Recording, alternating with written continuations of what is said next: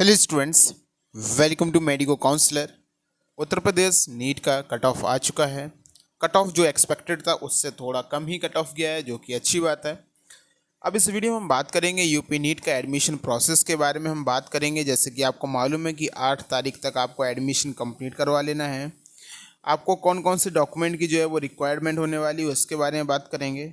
Seat resign के बारे में हम बात करेंगे, साथ ही साथ सीट को अपग्रेड करना चाहिए या फिर नहीं करना चाहिए, इसके बारे में भी इस वीडियो में हम आपके साथ डिस्कशन करने वाले हैं। वीडियो में आगे बढ़ने से पहले मैं आपको बताना चाहूँगा, अगर अभी तक आपने हमारे टेलीग्राम चैनल को ज्वाइन नहीं किया है तो टेलीग्राम पे जाइए, मेडिको काउंसलर सर्च कीजिए और हमारे टेलीग्राम चैनल को आप लोग ज़रूर ज्वाइन करें।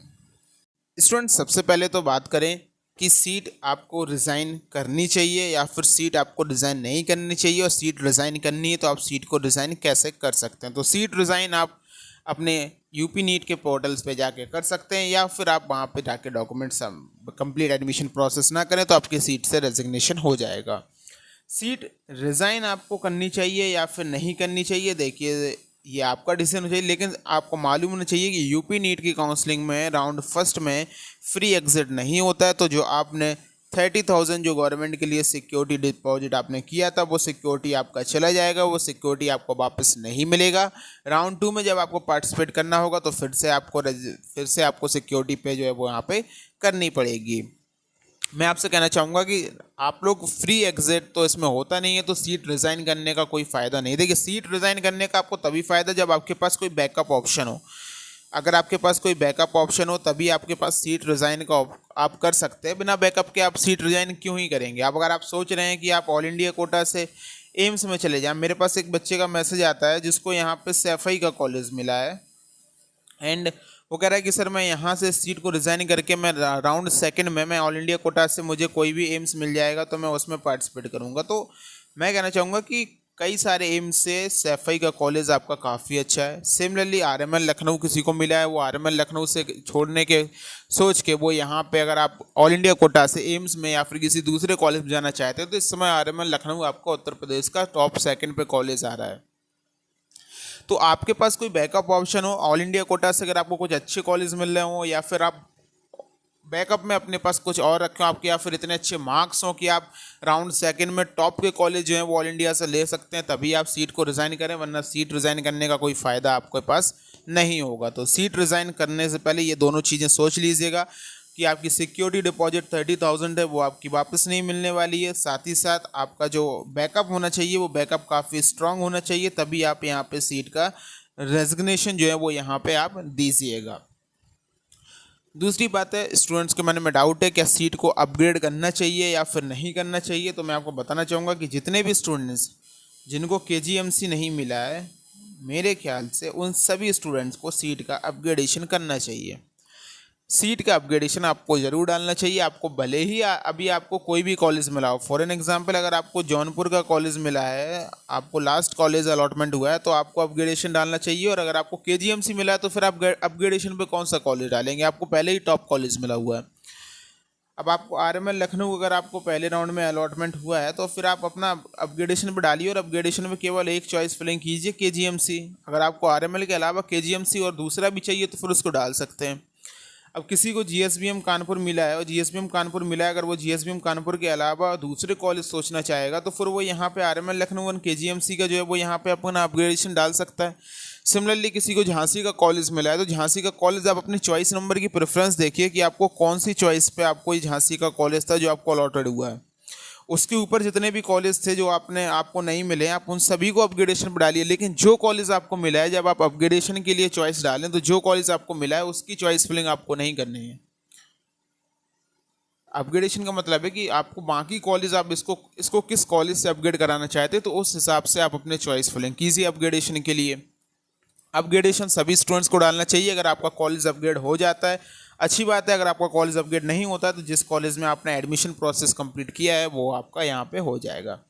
एडमिशन के लिए कहाँ रिपोर्टिंग करनी है, नोडल सेंटर में जाके रिपोर्टिंग करनी है फिर, या फिर आपको कॉलेज में जाके रिपोर्टिंग करनी है, तो आप अपने अलॉटमेंट लेटर को ध्यान से देखिएगा। आपके अलॉटमेंट लेटर में इन्फॉर्मेशन लिखी होगी। बाकी इन्फॉर्मेशन बुलेटिन में इसके बारे में क्या इन्फॉर्मेशन थी वो मैं आपको बता देता हूँ। तो यूपी नीट के ऑफिशियल इन्फॉर्मेशन ब्रोशर में ये चीज़ क्लियरली लिखी है कि आपको राजकीय क्षेत्र के मेडिकल डेंटल संस्थान विश्वविद्यालय में आवंटित अभ्यर्थियों को प्रवेश प्रक्रिया आवंटित कॉलेज में ही संपन्न यहाँ पे करानी होगी। निजी क्षेत्र के जो कॉलेज हैं उनके लिए जो नोडल सेंटर बनाए गए हैं, उन अलग अलग नोडल सेंटर, अलग अलग कॉलेज के लिए जो अलग अलग नोडल सेंटर बनाए गए हैं, उसमें आपको जाके ये प्रवेश प्रक्रिया पूरी करानी होगी, जिसकी लिस्ट यहाँ पे दे रखी है। बात करें, फिर लिखा है कि निजी क्षेत्र के मेडिकल डेंटल या विश्वविद्यालय अल्पसंख्यक संस्थानों को छोड़कर आवंटित अभ्यर्थियों को प्रवेश में समय ही शासन द्वारा निर्धारित शिक्षण शुल्क जमा करना अनिवार्य होगा।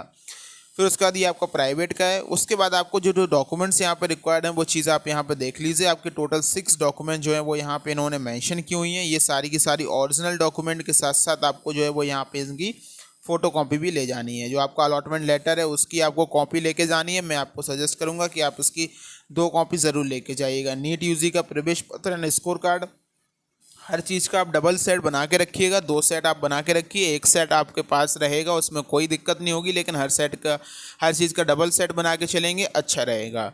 हाई स्कूल एंड इंटरमीडिएट की मार्कशीट तथा प्रमाण पत्र, इसको आप ओरिजिनल भी ले जाइए और साथ ही साथ इसका जीरोक्स भी यहाँ पे करवा के ले जाइए। सामान्य निवास प्रमाण पत्र, मूल निवास प्रमाण पत्र उत्तर प्रदेश सरकार द्वारा निर्धारित प्रारूप के समक्ष प्राधिकारी द्वारा निर्गत। आपका जो सामान्य निवास प्रमाण पत्र है और आपका जो या फिर आपका मूल निवास प्रमाण पत्र है, ये आपके पास यहाँ पे होना चाहिए। आरक्षण संबंधित प्रमाण पत्र, जो कि आपका उत्तर प्रदेश सरकार द्वारा जो प्रारूप है उस पर जो बना होना चाहिए। आपका जो रिजर्वेशन सर्टिफिकेट, जैसे आपका OBC certificate, EWS certificate, SC certificate, category certificate आपका यहाँ पे होना चाहिए। आपका आईडी प्रूफ का जो है वो यहाँ पे आईडी प्रूफ का आपको वो चाहिए। आईडी प्रूफ में Aadhaar card, driving licence, PAN card, passport size, ये सारी की सारी चीज़ें आपको वहाँ पे लेके जानी है। साथ ही साथ आपको अपनी फ़ोटोज़ भी लेके आपको अपनी जानी है। जो फ़ोटोज़ आपने यहाँ पे अपलोड की थी वो सारी की सारी फ़ोटोज़ भी आपको लेके जानी है। तो आप यहाँ पे देख सकते हैं, प्रवेश के समय निम्नलिखित मूल अभिलेखों का सत्यापन आवंटित कॉलेज या नोडल सेंटर में स्वयं उपस्थित होकर आप इस चीज़ को मेंशन करके रखिएगा कि आपको स्वयं जो है वहाँ पे उपस्थित जो है वहाँ पे रहना है। अब एक चीज़ यहाँ पे देखिए, प्रवेश के समय मूल अभिलेख न होने या सत्यापन में अभिलेख गलत पाए जाने पर आवंटित प्रवेश निरस्त कर दिया जाएगा। प्रवेश लेने के उपरांत किसी भी प्रमाण पत्र को के सक्षम स्तर में से सत्यापन की प्रक्रिया में यदि कोई भी अभिलेख, प्रमाण पत्र या सूचना कूट रचित पाई जाती है तो इस स्थिति में अभ्यर्थी का प्रवेश निरस्त करते हुए ये सारी की सारी चीज़ें वहाँ पर कार्रवाई की जाएंगी। मीन्स आपका जो सर्टिफिकेट है, अगर उसमें कोई भी प्रॉब्लम पाई जाती है तो फिर आपको प्रॉब्लम ये फेस करनी पड़ सकती है। या फिर आप कोई भी जो है वो अभिलेख यहाँ पे मतलब अपना डॉक्यूमेंट लेके नहीं जाते हैं तो भी फिर आपको वहाँ पे कुछ प्रॉब्लम फेस करनी पड़ सकती है। आपका जो आवंटन है वो यहाँ पे कैंसिल आउट कर दिया जाएगा। त्यागपत्र के बारे में यहाँ पे दे रखा है, जो चीज़ मैंने बताई थी कि आपको त्यागपत्र में अगर किसी को देना है तो वो चीज़ यहाँ पे दी गई है, वो चीज़ आप एक बार यहाँ पे देख सकते हैं। तो मेरे ख्याल से आप लोग रेजिग्नेशन का ऑप्शन बिल्कुल सही ऑप्शन नहीं होता है यूपी नीट के, क्योंकि आपको कॉलेज मिल चुका है, उस कॉलेज को आप रखिए एंड उसको अपग्रेड करवा के आप लोग आगे की प्रवेश प्रक्रिया में जा सकते हैं। तो ये एक बार आप इन्फॉर्मेशन ब्रोशर को पढ़ लीजिएगा। ये इन्फॉर्मेशन ब्रोशर आपको यूपी नीट की ऑफिशियल वेबसाइट में मिल जाएगा। यूपी नीट की ऑफिशियल वेबसाइट के साथ साथ आप इसको हमारे टेलीग्राम चैनल से भी डाउनलोड कर सकते हैं। टेलीग्राम पे जाइए, टेलीग्राम पे आपको मेडिको काउंसलर सर्च करना है और आप हमारे टेलीग्राम चैनल को ज्वाइन कर लीजिए। फर्दर कोई भी अपडेट्स आएंगे तो हम आपको बताते रहेंगे। Thank you students.